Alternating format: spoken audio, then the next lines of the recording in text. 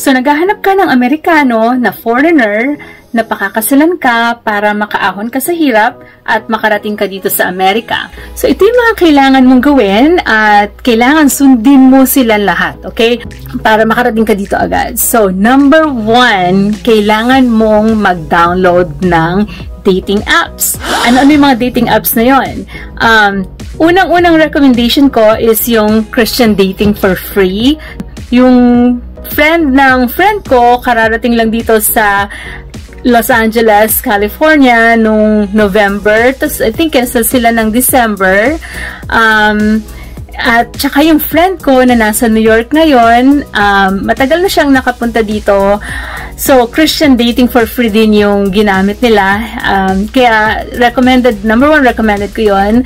Pangalawa is Filipino Cupid, dahil sabi ng pinsan ko, madali daw gamitin, tsaka marami raw magaganda or gwapo na mga foreigners. So, try mo din yon. Tapos, yung pangatlo is yung Christian Filipina na sabi nila mahirap makalagin kasi may mga issues. Pero kung makaka-go through ka, katulad ng pinsan ko, sabi niya okay naman. So, yun. Yun yung mga tatlong dating apps na marirecommend ko na siguradong nabihira yung mga bastos. So, pag naka-download ka na, mag-sign up ka naman. So, hanapin mo yung button na nakasabing sign up. Ilalagay mo yung pangalan mo, basta yung kung anong tanong sa'yo, sagutin mo. Tapos, pag naka-sign up ka na, hihingaan ka ng mga photo.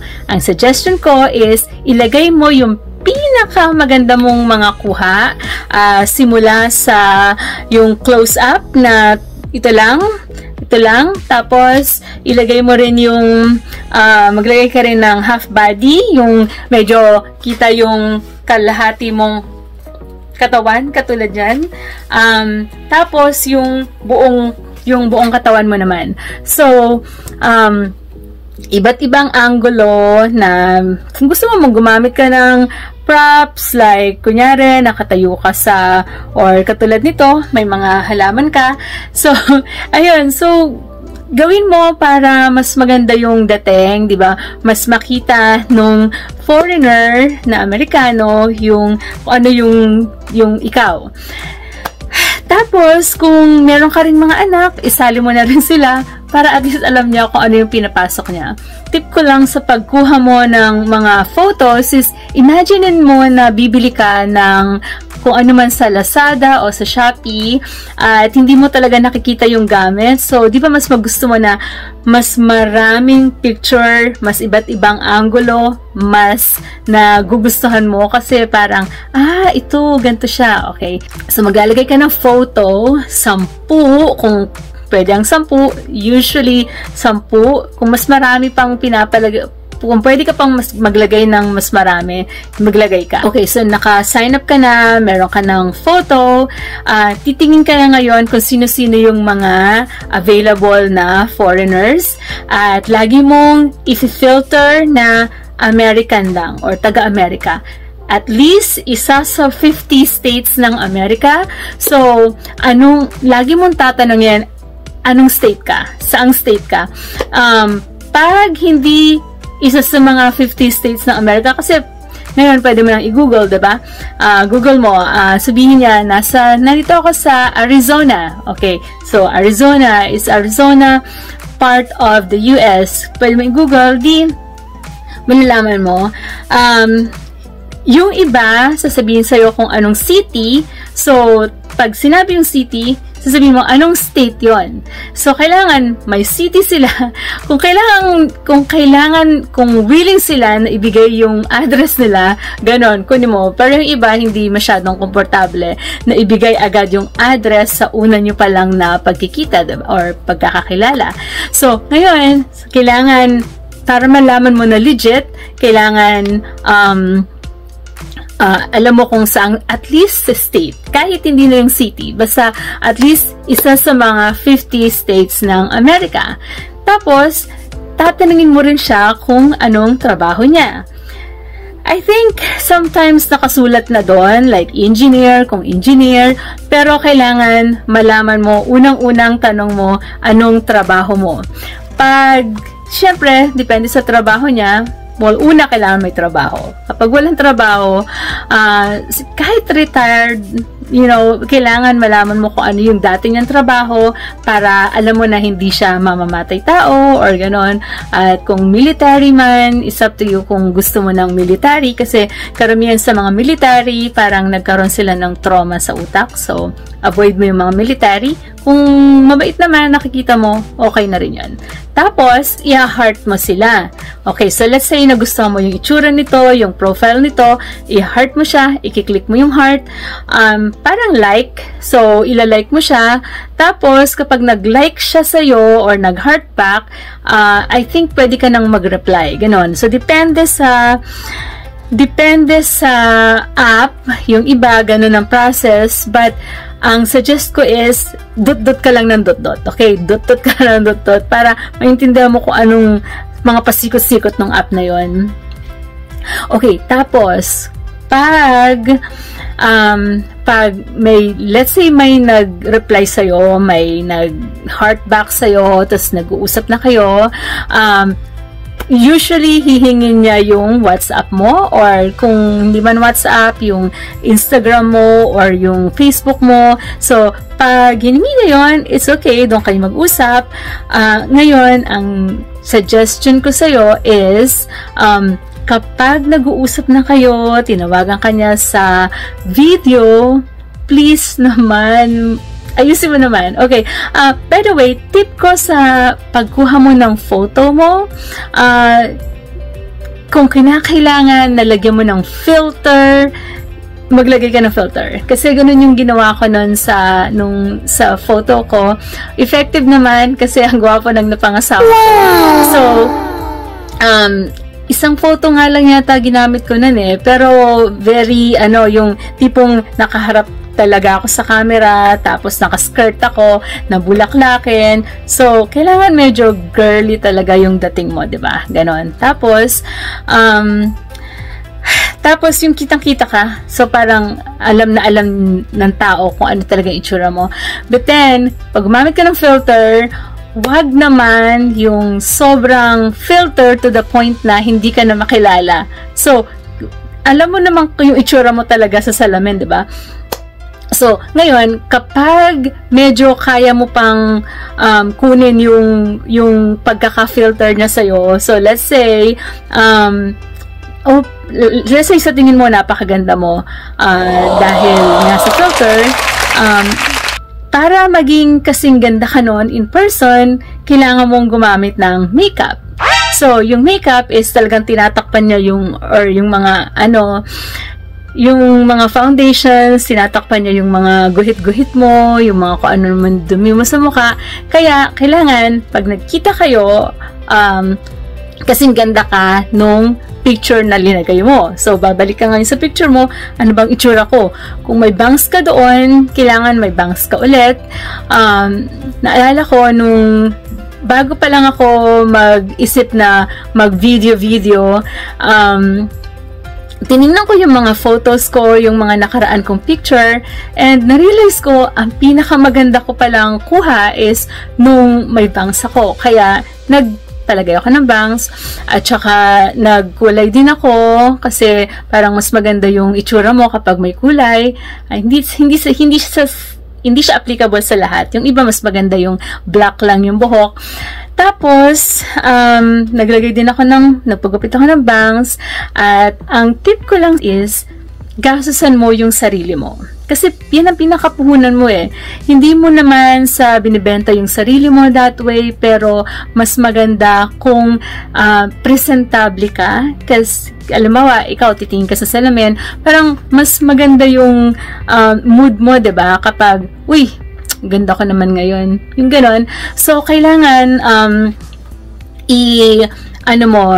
ayusin mo yung sarili mo araw-araw. Alam ko, napakahirap na trabaho noon, on top of yung kung may trabaho ka pang iba. Pero, suggestion ko is, simulan mong ayusin yung sarili mo. Parang yung mga nagbebenta ng bahay at lupa or ng mga bahay, kapag binibenta nila yung bahay, at least dito sa state, yun yung naman nakikita ko, kapag pinapakita nila sa mga tao na posibleng bumili ng bahay, talagang ayos na ayos sila, pati yung bahay, nandyan yung, ang tawag nila doon is staging. So, parang linalagyan nila ng mga furnitures, linalagyan nila ng mga mga bed, furnitures, lamesa, pinapaganda nila ng gusto para pag kita nung bibili, mai-impress na, mai-imagine niya yung sarili niya na, ganito kapag nagkaroon ako, pag nabili ko tong bahay na to. So, gusto kong bilhin tong bahay na to. So, ganun, kapag since naghahanap ka ng mapapangasawa at kahit hindi foreigner or naghahanap ka na, this is applicable sa lahat na stage mo yung sarili mo. So, gawin mong presentable. Alam mo yun, na hindi presentable na hindi ka magmumukha ng clown. Alam mo yun, tama lang. At malalaman mo naman yun kasi kapag halimbawa lumabas ka or nagpakita sa mga tao, ang sasabihin nila, uy, ang ganda mo ngayon na, ganyan. So, kapag gano'n ang narinig mo, ibig sabihin, okay yung pagkakagawa mo sa sarili mo, ulitin mo lang uli yun. Tapos, kapag naman hindi, malalaman mo rin kasi sasabihin nila, ano ba yan, mukha kang espasol na ganyan. Okay, so, kapag nag-uusap na kayo, halimbawa, kinuha niya na yung messenger, yung WhatsApp ng isa't isa, nag-uusap na kayo, kailangan din na maging honest ka sa lahat. So, kailangan mong sabihin na mahirap lang kami, kung mahirap kayo talaga, kung hindi naman, pwedeng hindi mo na rin sabihin. At least, kasi yung mga nakaka-turn off is yung alam mong sobrang hirap nyo, diba? Tapos makikita na barong-barong yung bahay. Ngayon, parang, diba, ako, at least yung ako, super kinahiya ko talaga yung bahay namin noon. Kung ganon, kailangan nilang malaman kung ano yung status mo sa buhay. That way, marerepel na yung mga hindi talaga dapat sa'yo. So, kung yung lalaki is ayaw ng ganon, di ba, malalaman mo na agad. Kung may mga anak ka, sabihin mo yung totoo, kung ilan ang anak mo, anong klaseng ugali yung mga anak mo, para alam nila na, alam nila yung pinapasok nila, di ba, ganon. Kailangan mo ring sabihin ang totoo, na naghahanap ka ng mapapangasawa, at hindi lang basta boyfriend, at hindi lang basta somebody na magsusustento sa'yo. Ayaw mo na may nagsusustento lang sa'yo dahil ang gusto mo talaga is makapunta dito sa Amerika para ikaw mismo yung kumita ng pera. Kasi pag kinita mo yung pera, pwede mong ipadala sa Pilipinas, pwede mong ipamigay, at isa pa yun, kailangan mong i-disclose sa kanila na meron kang pinapadalahan, kung meron ka nga talagang pinapadalahan. Kasi ganun yung naging issue namin nung asawa ko. Hindi niya alam na nagpapadala ako sa Pilipinas. So, nung nalaman niya, super kagulo talaga kami. Anyway, so, bago pa lang mangyari yon, kailangan malaman niya na may pinapadalahan ka at ang goal mo is maiahon sa hirap yung pamilya mo.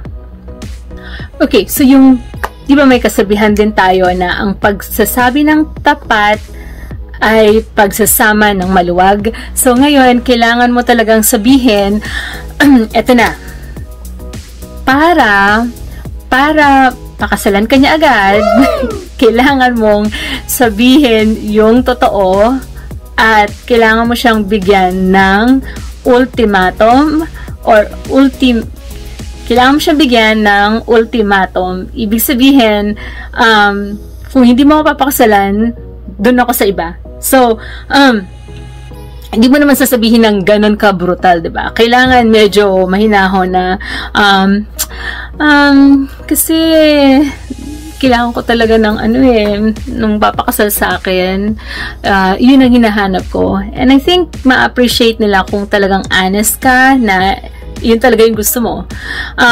Tsaka kailangan mo sabihin yung totoo na kailangan ko magtrabaho sa Amerika. Kailangan kong kumita ng magkano? Dito sa amin, $16 isang oras ang pinakamababa.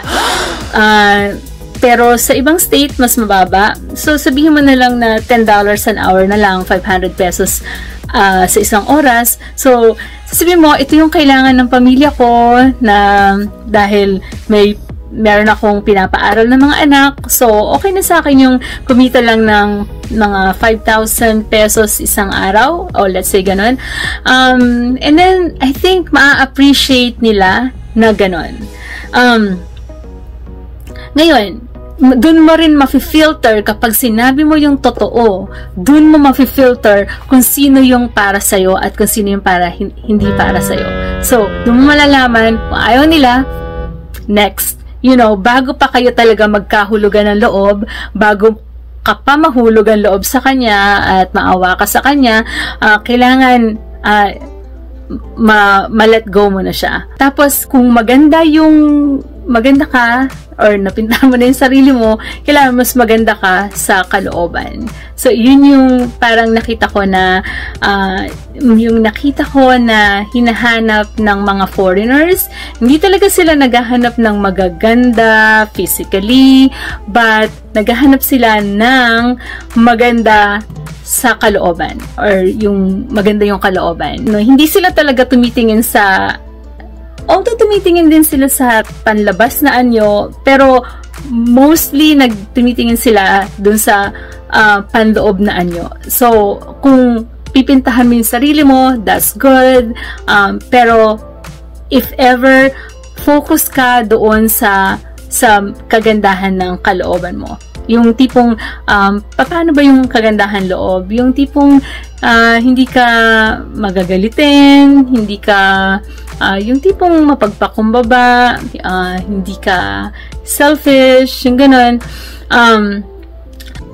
Kasi karamihan sa kanila parang ang gusto talaga nila is yung pinagsisilbihan.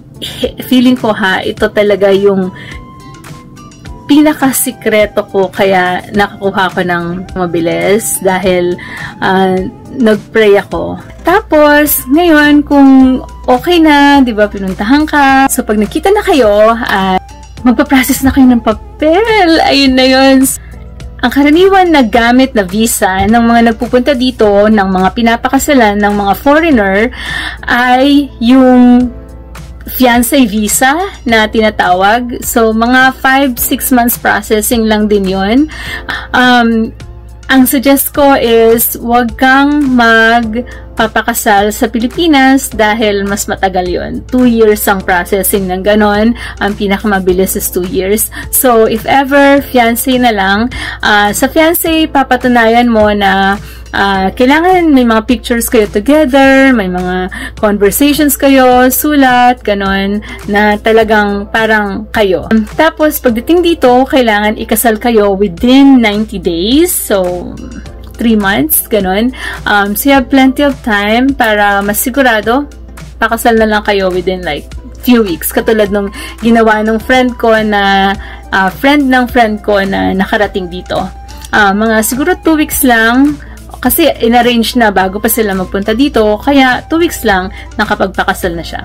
So, yun lang for now, at kapag may questions ka, may mga tanong ka, comment ka lang sa comment section para masagot ko, or kung kailangan mag-video pa ako ng another video na magpapaliwanag kung paano, so let me know, and like mo na rin tong video na to kung nagustuhan mo, at I wish you the best. I wish you the best, at sana next year nandito ka na rin. I love you. Bye-bye.